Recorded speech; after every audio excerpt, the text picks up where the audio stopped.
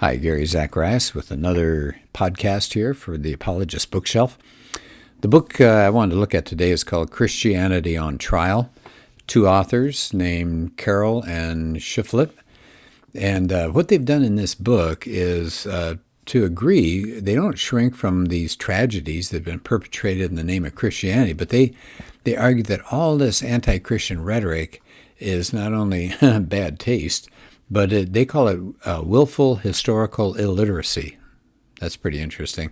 So let me share just some of the chapters that they have here. Christianity and slavery. What's the real story on that? Christianity and science. That's what I want to look at in a couple of minutes. Christianity and the Third Reich.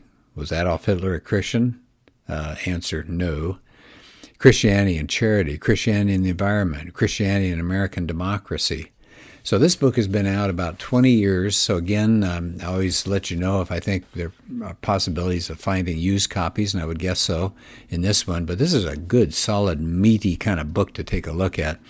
They've said that, the story out there is that Christians have spent the last 2,000 years suppressing freedom and squashing individual rights and hating democracy and choking off any science and any kind of intellectual inquiry, and that it was Christian intolerance that brought about wars and oppression, and they've created the environmental mess that we've got today because they didn't care for the natural world. So they want to contrast that, and they said, well, sure, there are some things that have gone wrong and been bad, but I said, we want to argue that the world is better off in many ways for the rise of Christianity. And they said probably if there had been no Christianity, it would be a crueler, poorer, and more provincial, as well as less democratic, creative, and informed world. So that's pretty valuable, I think, to have somebody speak up on behalf of Christianity, because what we're seeing these days, and this is what they're pointing out, remember, this is 20 years ago, they're pointing out the mockery and the disparagement of Christianity and its heritage. And he says they said that we're seeing this all over the place, entertainment and in the arts and academia. And so they said we need something to counteract that. And they do mention, as I said, some of the problems with Christianity. But it says there's an aggressive secularism out there that tries to confine all religion to a darkened sanctuary, as the way they put it. And I thought, good land, what would they say today? An aggressive secularism, it's way beyond aggressive. It's hostile and it's pretty violent. Well, toward the end of their introduction, they said that they are not stipulating or assuming the truth of the Christian faith. I don't even know if they are Christians. They never really say. They said it's written about Christians, but not necessarily for them. And so they point out, as a result, the people that they're using as their authorities are historians, not theologians. And I think that's important to remember. Anytime you read a book, if it's written by somebody who's already on your side, it seems like that's a little less credible. When I'm doing podcasts or when I'm doing some of my PowerPoints and my presentations to classes at church or wherever, I try to indicate, hey, this is somebody who's not even sharing our faith, and yet he or she is backing up the point that we're trying to make. So I like to use others who are not necessarily Christians, but they make the point that Christians would make, and so I think that's valuable. All right, so I would like to do a chapter on science, Christianity and science. Now, it's a fairly lengthy chapter, so that means I'm going to hurdle past some of the information. But at the beginning, they point out that the story out there by the secularists is that enlightened free thinkers were able to finally shake off the suffocating dogma of Christianity after the Middle Ages, and then everything got a lot better. The Middle Ages were those dark ages, and that there's been friction between Christians and secular intellectual inquiry. It's just been going on. It's a clash. It's religion, meaning basically irrationality and a leap of faith, is up against modern thought and science. And so that's what they're going to talk about. And they said, now, where did this come from? Well, they said it really wasn't until the 19th century that this idea of this conflict came about. And they said there was a man named John William Draper. Okay, he came out with a book called The Conflict Between Science and Religion. Can you hear that one? Okay, so he popularized the idea that the church had crushed the idea of a spherical earth. Okay, that gives you an idea of where he's going with this. So they say that actually Christianity has not been a drag on intellectual progress. It's been its inspiration and its spur. And they make a really good point here. They said, if Christianity is so hostile to intellectual inquiry, how is it that modern science came out of the one civilization on earth that was grounded in the Christian worldview? And they say, maybe Christianity equipped its followers with a mindset that was disposed to pursue rather than retreat from scientific adventure. Okay, so again, let's pick up on some of the things that they're talking about here. They start off with a little background about Christians rejecting things like cyclical time, that history was going someplace. Christians believed that history had a purpose, that Christianity undermined animistic taboos that said, "Ooh, there are spirits inside fish or trees or whatever. We shouldn't mess with it." Christianity said, "No, it's perfectly okay." And then they said, again, something that goes against what a lot of people believe, that it says most of the basic skills of modern technology before you had the electronics revolution came where? Came during the barbaric Middle Ages, the time of the barbarians, the knuckle draggers. Really? Yeah. And so we'll get to that in just a minute. And they have a whole section here on the creativity of the Middle Ages. And I'm not going to take the time on that, but they mentioned, for example, St. Benedict in 529. He's the father not only of monasticism, but they call him the godfather of libraries. And so the libraries, farming methods, the use of iron. There was a huge boost in the Middle Ages of productivity, nutrition. Monasteries contributed to the agricultural revolution. They are fountains of new technology.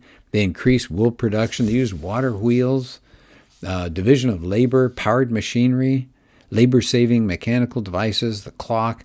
I mean, it just goes on and on and on. Medicine. These are all in the so-called Dark Ages. They've gotten away from actually referring to that anymore. How about this? Windmills, blast furnace, spinning wheels, paper, printing, mining, musical notation, pipe organs, crankshafts, gunpowder, rockets, compass. Wow, on and on and on. So we're not going to call that time period the Dark Ages anymore. People don't. But it's out there. And unfortunately, a lot of people are still buying into it. The Middle Ages really was the preparation, is the time period to prepare for the great scientific advances that were to come. What about Christian universities? It said, these two authors say, one more enduring institution from this Middle Ages was credited to the Christian church. They were established by ecclesiastics. So the scholastic method, use of reason, things like that. So I'm going to skip over that. Moving ahead here, a little subsection, how Christians helped man the scientific vanguard. Well, like who? Well, Copernicus, Kepler, Galileo. Are they pretty big names? Yeah. They mention, and I'm not going to take the time to get into it, but they go into the whole Galileo controversy, and they said basically his great offense was disobedience. So we'll skip over that for now. Maybe I can pick that up some other time. So you've got people like Descartes and Newton, on and on. I'm going to skip over it. So now let's get to these guys, Draper and a guy named White. There we go, Draper and White. They're the ones in the mid-1800s that wrote books that just slammed Christianity and threw it into a corner. Draper had the history of the conflict between religion and science. He said they're at war. They're at war. And his illustration especially is that they didn't believe in the spherical shape of the earth. Well, that's nonsense, and they explain why. And so they said White wrote a book called The History of Warfare of Science with Theology and Christendom, and just beat the heck out of Christians using those two books. And those two books became, in a sense, gospel for people. And they said, recently we're starting to head back toward the idea that there may be a God, as you come to find out with the use of, let's say, the anthropic principle. They're starting to discover the universe that seems to be prepared for people. It's a just right universe.